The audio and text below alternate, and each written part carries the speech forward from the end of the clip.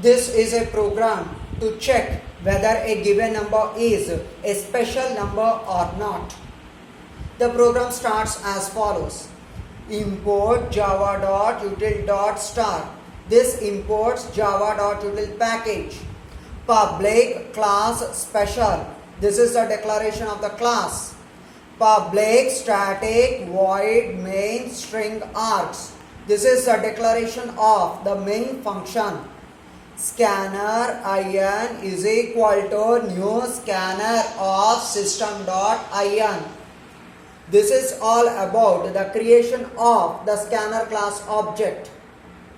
Int n1, n2, rem, f, sum, I. These all are the variables. n1, n2, rem, f, sum, I are the variables which are declared of int type, rather which is called as an integer data type. And each and every variable which is used here has a specific purpose. And we are going to see what is the purpose of it.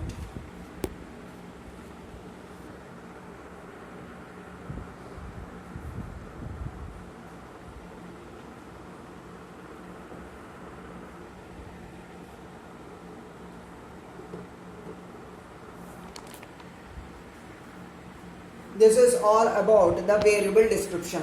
Variable description describes the importance and the purpose of the variables which are used within the program.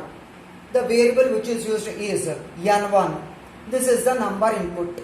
It is used to read the input from the command prompt and it is used to store. I am taking it for granted that n1 value is equal to 145 just for the sake of the convenience. n2. Duplicate value of n1. That means whatever might be the value which is stored within the n1, same is stored within the variable n2.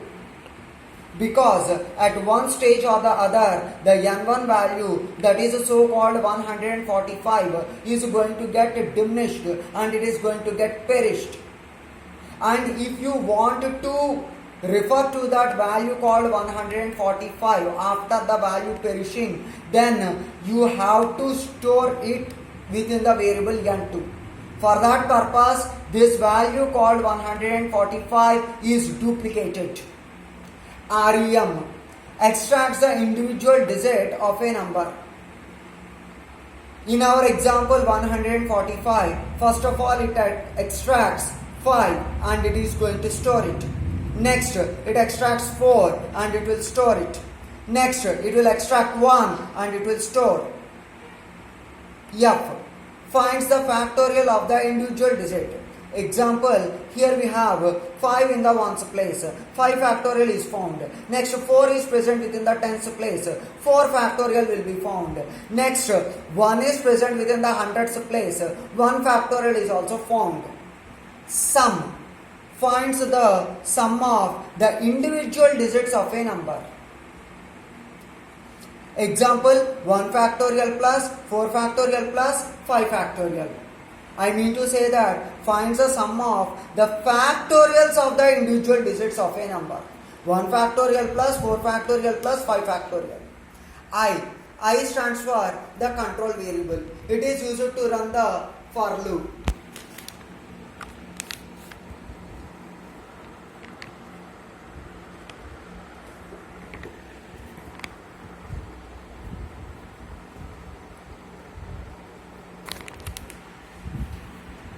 Now, at present, we did not accept any value as an input from the user.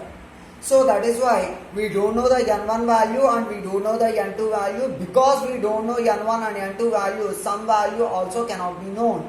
So therefore, some value is initialized to 0.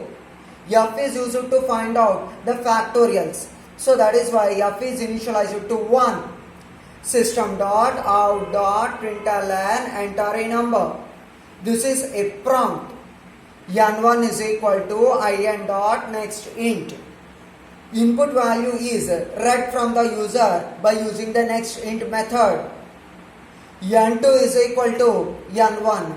the value which is present within the n1 is passed to n2, or else in other words n1 value is duplicated in n2.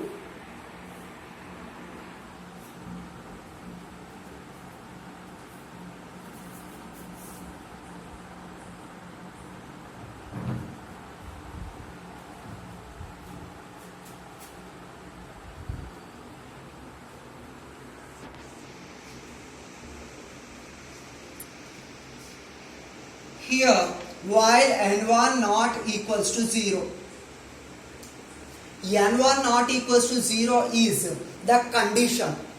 If that condition is satisfied, then only the loop is going to get iterated. And if the condition is not satisfied, then the loop is going to get terminated.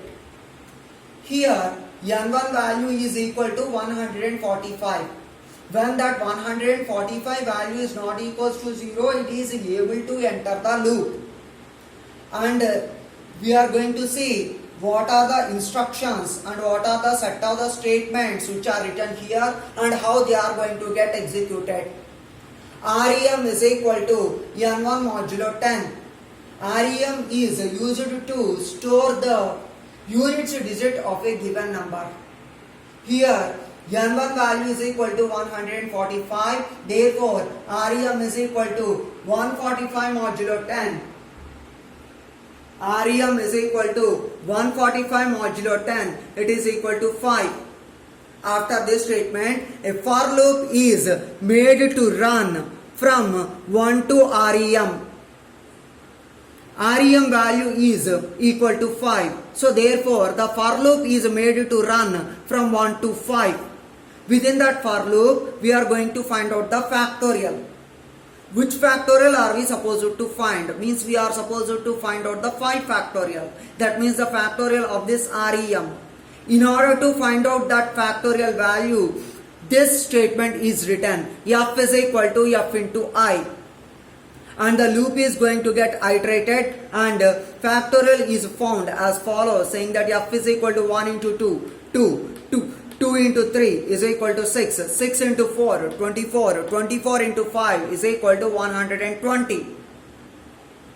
And the loop is going to get terminated. I mean to say the for loop. Next, sum is equal to sum plus F.